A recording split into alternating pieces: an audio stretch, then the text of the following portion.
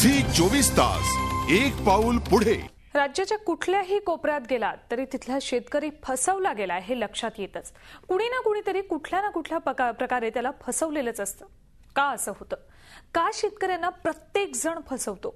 नंदुरबार जिल्ह्यातले प्रमोद गोसावी सुद्धा यातून सुटलेले नाहीत। मिरचीच्या रोपात भेसळ करून त्यांना नर्सरी चालकांना फसवलं।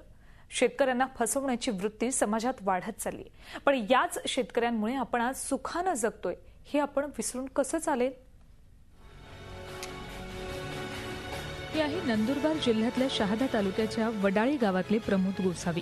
गोसावी यांनी पुण्याच्या कृषी प्रदर्शनातून VNR 277 नावाच्या मिरचीच्या वाणाची माहिती घेतली आणि कंपनीनं सांगितलेल्या नंदुरबारच्या श्रीजी नर्सरीतून 27,000 रोपांची खरेदी केली। सुमारे 4.5 एकर क्षेत्रात प्रमोद यांनी या मिरचीची लागवड केली। नर्सरी चालकाच्या सांगण्यावरून मिरचीची मशागतही केली, पण जेव्हा ही मिरची बाजारात विक्रीसाठी नेली तेव्हा व्यापाऱ्यांनी ही मिरची VNR 277 जातीची नसल्याचं सांगितलं।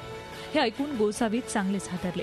त्यांनी तात्काळ नर्सरी चालक, संबंधित कंपनी आणि कृषी विभागाशी संपर्क साधला।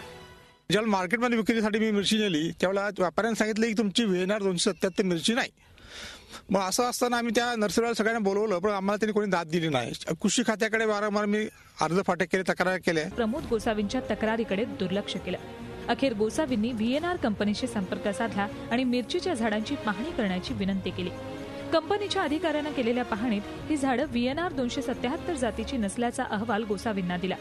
यानंतर गोसावी यांच्या शेतीची पाहणी कृषी विभागाच्या तालुका समितीनं केली। मात्र या समितीनं केवळ 23% भेसळ असल्याचा अहवाल देत नर्सरी चालकाची बाजू उचलून धरली। या विरोधात गोसावींनी पुण्याच्या कृषी आयुक्तांकडे तक्रार केली आणि पुनर्तपासणीचे आदेश मिळवले।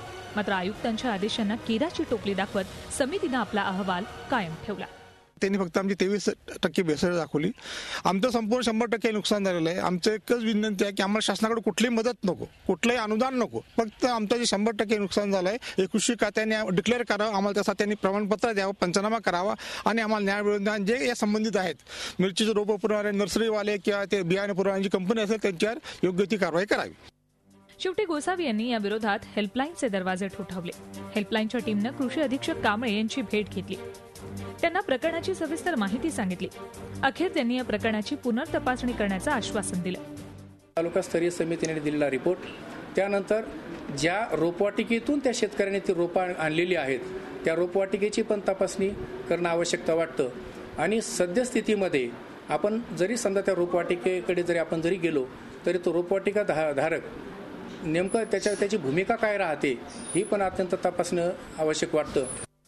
23% का होईना भेसळ झाली असल्याची बाब मान्य केल्यावरही कृषी विभागानं संबंधित नर्सरी चालक आणि कंपनी विरोधात कारवाई का केली नाही या हेल्पलाईनच्या प्रश्नावर कृषी विकास अधिकारी निरुत्तर झाले। नर्सरी चालकाला वाचवण्याचा त्यांचा आटोकाट प्रयत्न सुरू होता हे हेल्पलाईनच्या टीमच्या लक्षात आलं होतं। अखेर हेल्पलाईनच्या टीमनं नर्सरी चालकाचं पितळ उघडं पाडलं आणि त्याला नोटीस देऊन परवाना रद्द करायला भाग पाडलं।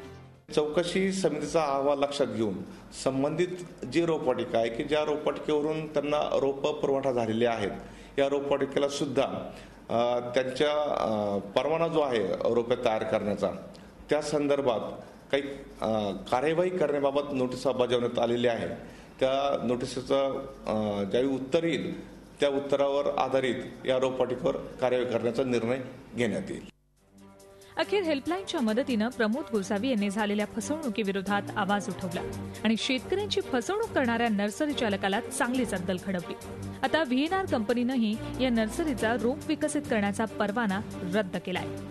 झी हेल्पलाईनसाठी नंदुरबारहून प्रशांत परदेशीसह ब्युरो रिपोर्ट, मुंबई। झी 24 तास एक पाऊल पुढे।